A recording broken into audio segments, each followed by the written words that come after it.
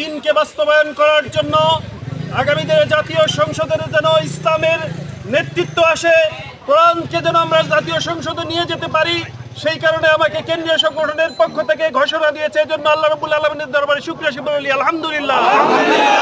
দরুদ তাসলিম পাঠ করি বিশ্ব মানবতার মুক্তির দূত সাইয়্যিদুল আম্বিয়া হযরত মুহাম্মদ সাল্লাল্লাহু আলাইহি সাল্লামের উপর, যার দেখিয়ে দেওয়া পথ অনুযায়ী আমরা আমাদের কার্যক্রম পরিচালনা করছি।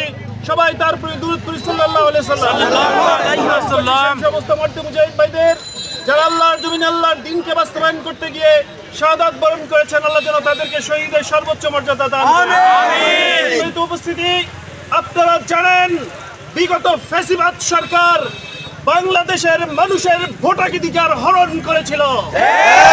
তারা বাংলাদেশের মানুষকে বিগত 15টি বছর কোনো ভোট দিতে দেয় নাই। তারা রাতের বেলা নির্বাচন করেছে, তারা দিনের বেলা নির্বাচন করেছে।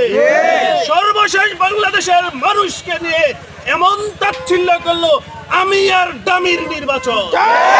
বাংলাদেশের মানুষ তাদেরকে এমন ভাবে প্রত্যাখ্যান করেছে, তারা দেশ ছেড়ে তাদের দাদার বাসায় চলে গিয়েছে।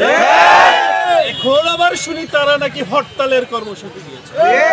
বাংলাদেশের মানুষ তোমাদেরকে আর দেখতে চায় না। ফ্যাসিবাদের আস্তানা বাংলাদেশে আর থাকবে না।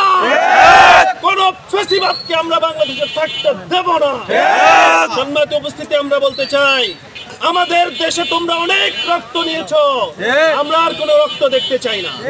আমরা এই বাংলাদেশটাকে একটা সুন্দর দেশ হিসেবে রূপান্তরিত করতে চাই, যেই দেশে কোনো দলাদলি থাকবে না, ধর্ম বর্ণ নির্বিশেষে কোনো হানাহানি থাকবে না, সবাই মানুষের মর্যাদা পাবে। আমরা সেই দেশটা কায়েম করতে চাই।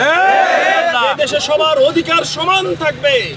একজন দিনমজুর তার মজুরি সুন্দরভাবে পাবে। মাদক দ্রব্যের যে সয়লাভ দেশে চলছে সেই মাদক দ্রব্য থাকবে না ইনশাআল্লাহ।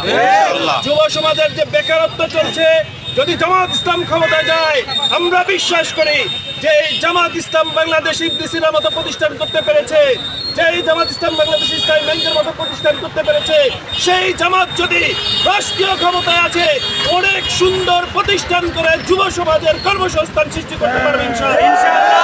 আপনারা অনেককে ক্ষমতায় দেখেছেন, একবার জামাতকে ক্ষমতায় দেখবেন বাংলাদেশকে একটা সোনার বাংলায় রূপান্তরিত করবে ইনশাআল্লাহ।